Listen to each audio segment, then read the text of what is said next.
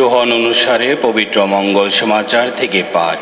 যিশুর পুনরুত্থানের দিন সন্ধ্যাবেলায় শিষ্যরা যেখানে ছিলেন, ইহুদি ধর্মনেতাদের ভয়ে সেই ঘরের দরজাগুলো যদিও খিল দিয়ে বন্ধ করা ছিল, তবুও যিশু ভেতরে এলেন এবং তাদের মাঝখানে গিয়ে দাঁড়ালেন।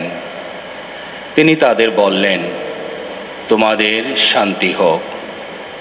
এবং এই কথা বলে তিনি তার দুটি হাত আর বুকের পাশটি তাদের দেখালেন। প্রভুকে সামনে দেখে শিষ্যেরা তো মহা আনন্দিত। তখন যিশু তাদের বললেন, তোমাদের শান্তি হোক। পিতা যেমন আমাকে পাঠিয়েছেন, আমিও তেমনি আমার দূত করে তোমাদের পাঠাচ্ছি। এই কথা বলার পর তিনি তাদের লক্ষ্য করে একবার ফু দিলেন, তারপর বললেন, এবার তোমরা পবিত্র আত্মাকে গ্রহণ করো। তোমরা যদি কারো পাপ ক্ষমা করো, তবে তা ক্ষমা করাই হবে। যদি কারো পাপ ক্ষমা না করো, তা ক্ষমা না করাই থাকবে। প্রভুর মঙ্গল সমাচার। খ্রিস্টেতে প্রিয়জনেরা, মানুষ জীবনে পরিবর্তন চায়, নূতনত্ব চায়, উন্নতি করতে চায়। কেউ নিজের রূপের বা চেহারার পরিবর্তন চায়, তাই প্রসাধনী ব্যবহার করে। কেউ পোশাকের বা চুলের পরিবর্তন চায়, তাই নিত্য নতুন ডিজাইন বা সাজ নেয়। কেউ শিক্ষিত হতে চায়, তাই মনোযোগ দিয়ে পড়াশোনা করে। কেউ জীবনে উন্নতি করতে চায়, তাই পরিশ্রম করে ও পরামর্শ নিয়ে চলে। কিছু পরিবর্তন বা উন্নতি জীবনকে মূল্যবান ও মর্যাদা সম্পন্ন করে তোলে, আবার কিছু পরিবর্তন জীবনকে মূল্যহীন করেই রাখে। ঈশ্বরও পরিবর্তনে আগ্রহী। আমরা যদি লক্ষ্য করি 50 পর্বে কি ঘটেছিল, ঈশ্বর অনেক মানুষের জীবনকে পরিবর্তন করেছিলেন। প্রথমত, প্রেরিত শিষ্যদের জীবনে পরিবর্তন। আমরা জানি যে শিষ্যরা জানতো যিশু মুক্তিদাতা, তথাপি তাদের কত দ্বিধাদ্বন্দ্ব, তাদের বুঝতে কত কষ্ট, তারা কত ভীরু। যিশুর কথা প্রচার করার সাহস তাদের ছিল না। কিভাবে তা করবে, যেহেতু তাদের কাছেই যিশুর শিক্ষা ও কাজ অস্পষ্ট ছিল।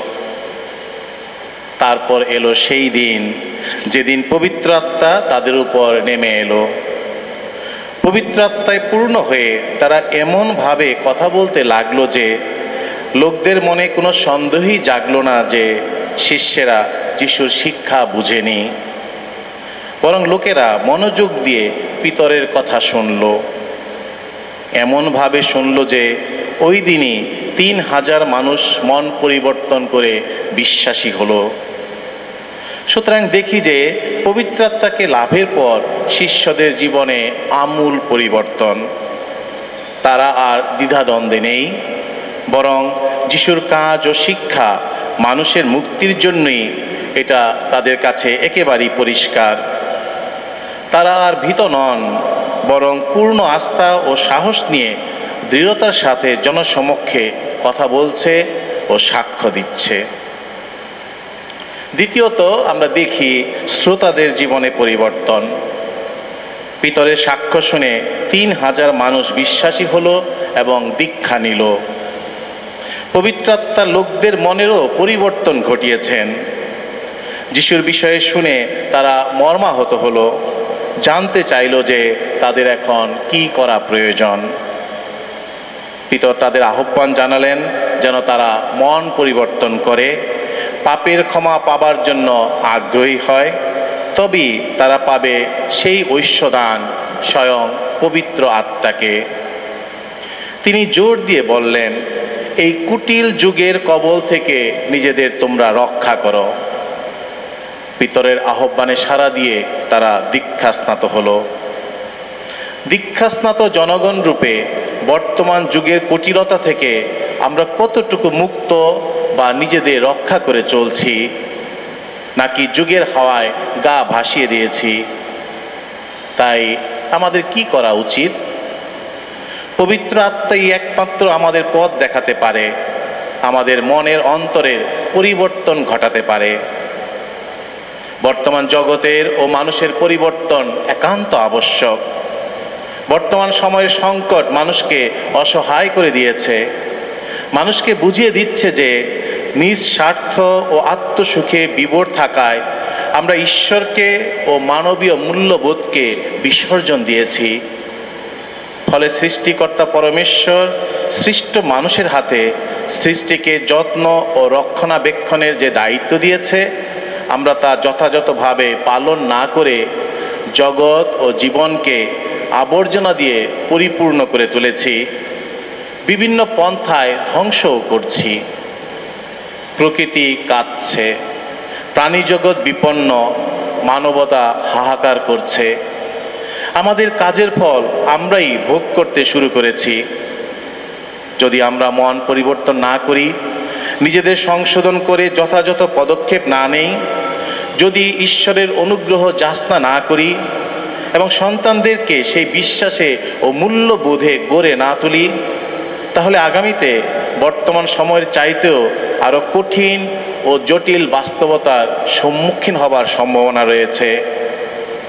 বর্তমান সংকট আমাদের কাছে যেন দাবি করছে আমরা যেন আত্মসুখ বিসর্জন দিয়ে জগতের সর্বাঙ্গীন উন্নতি ও মানবজাতির মঙ্গলের জন্য ভূমিকা রাখি। ঈশ্বরকে ব্যাকুলভাবে ডাকি, কেননা আমরা যতই পাপী হই না কেন, যতই দূরে সরে থাকি না কেন, বিপদকালে আমাদের ডাকে তিনি সাড়া না দিয়ে থাকতে পারেন না। নতুবা বিপদ বা ধ্বংস অনিবার্য। তাই এখনই সময় মন পরিবর্তন করা, অন্তরকে পরিশুদ্ধ করা। এর জন্য আমাদের পবিত্র আত্মার জ্ঞান, আলো ও শক্তি একান্ত প্রয়োজন।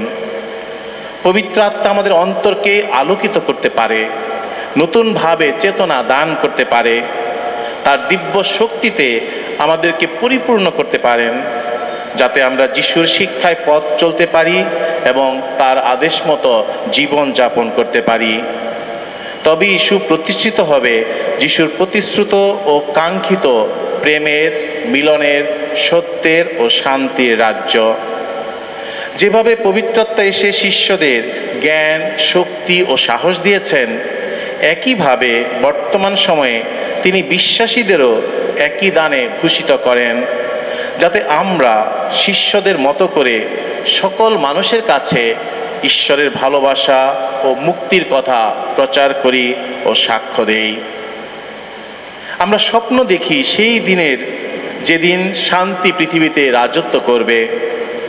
স্বপ্ন দেখি সেই দিনের যেদিন সকল মানুষ এক পরিবার হয়ে বাস করবে। স্বপ্ন দেখি সেই দিনের যেদিন কোনো বৈষম্য, ভেদাভেদ, দলাদলি মানব সমাজে বিরাজ করবে না। আমাদের স্বপ্ন তখনই বাস্তব হবে যখন পবিত্র আত্মাকে সুযোগ দেব আমাদেরকে পরিচালনা করতে। পবিত্র আত্মা লাভের পর শিষ্যদের কথা উপস্থিত লোকেরা নিজ নিজ ভাষায় বুঝতে পেরেছিল। ভাষা বা কথার এমন শক্তি যা বিচ্ছিন্ন করতে পারে, আবার একও করতে পারে। যারা ঈশ্বরের আত্মিক শক্তিতে কথা বলে, তারা মানুষের মাঝে নিয়ে আসে মিলন ও শান্তি। কিন্তু যারা ঈশ্বরের আত্মিক শক্তিতে কথা বলে না, তারাই নিয়ে আসে বিভেদ, বিচ্ছিন্নতা ও ধ্বংস। পবিত্র আত্মা কিভাবে দুর্বল, হতাশ, নিরাশ ও ছড়িয়ে ছিটিয়ে পড়া শিষ্যদের একত্রিত করেছে, রূপান্তরিত করে তাদের বিশ্বাসী করেছে, গড়ে তুলেছে খ্রিস্টেতে এক দেহস্বরূপ। পবিত্র আত্মার উপর বিশ্বাস থাকলেই যথেষ্ট নয়, বরং পবিত্র আত্মায় চালিত মানুষ হওয়া, তার শক্তিতে ও চেতনায় কাজ করা, যা আমাদেরও রূপান্তর ঘটায়। এ যেন ফল দেখি গাছ চেনা যায়। যখন আমরা পবিত্র আত্মার শক্তিতে নিজেদের হৃদয় মনকে রূপান্তরিত করতে সক্ষম হব, অন্তরে বিশ্বাসের শক্তি ও আস্থা নিয়ে কথা বলতে পারব এবং জীবনযাপনের মধ্য দিয়ে বিশ্বাসের সত্যকে প্রচার করতে পারব, তখনই এই আমরাই আমাদের পরিবার, ধর্মপল্লী তথা সমগ্র মণ্ডলীকে একতা, ভালোবাসা, ক্ষমা ও সহভাগিতার সমাজরূপে গড়ে তুলতে প্রয়াসী হব। সাধু পলের কথায় আমরা প্রত্যেকেই কোনো না কোনো দিব্য দানে ভূষিত, তবে যিনি তা দিয়ে থাকেন সেই পবিত্র আত্মা কিন্তু এক। আমাদের মধ্য দিয়ে বিভিন্ন সেবা কাজ সাধিত হয়, কিন্তু যাকে আমরা সেবা করি সেই প্রভুও এক। পবিত্র আত্মার শক্তিতে আমরা সকলে দীক্ষাস্নাত হয়ে খ্রিস্ট দেহের অঙ্গ হয়ে উঠেছি। যেভাবে দেহের অঙ্গগুলো অনেক হয়ে সবকটি মিলে এক দেহ হয়, তেমনি আমরা ভিন্ন ভিন্ন অঙ্গ প্রত্যঙ্গ হলেও খ্রিস্টের সাথে সংযুক্ত থেকে এক দেহ হয়ে উঠি। মণ্ডলী খ্রিস্টের দেহ, আর খ্রিস্ট হচ্ছেন মস্তক স্বরূপ। খ্রিস্ট থেকে বিচ্ছিন্ন থেকে কেউই আধ্যাত্মিকভাবে জীবিত থাকে না, প্রকৃত বিশ্বাসী রূপে বাস করতে পারে না। পবিত্র আত্মাই আমাদেরকে খ্রিস্ট দেহের সাথে সংযুক্ত থাকতে, এক থাকতে সাহায্য করে। তাই আজকের দিনে পবিত্র আত্মাকে মন অন্তর দিয়ে ডাকি, তার আলো যাচনা করি। আমাদের কথা বা কাজ খ্রিস্ট দেহ থেকে যেন কখনো বিচ্ছিন্ন করতে না পারে, বরং খ্রিস্টের সাথে আরো দৃঢ়ভাবে সংযুক্ত থেকে প্রাপ্ত দিব্য দানগুলো যথাযথভাবে কাজে লাগিয়ে জগৎ, জীব ও ভাই বোন সকল মানুষের সেবা দিতে পারি। খ্রিস্ট দেহের সাথে সংযুক্ত থাকার গুণে হয়ে উঠতে পারি নতুন মানুষ। খ্রিস্টের ভালোবাসায় ও পবিত্র আত্মার শক্তিতে গড়ে তুলতে পারি এক নতুন পৃথিবী। ঈশ্বর আমাদের সকলকে এই আশীর্বাদ ও অনুগ্রহ দান করুন।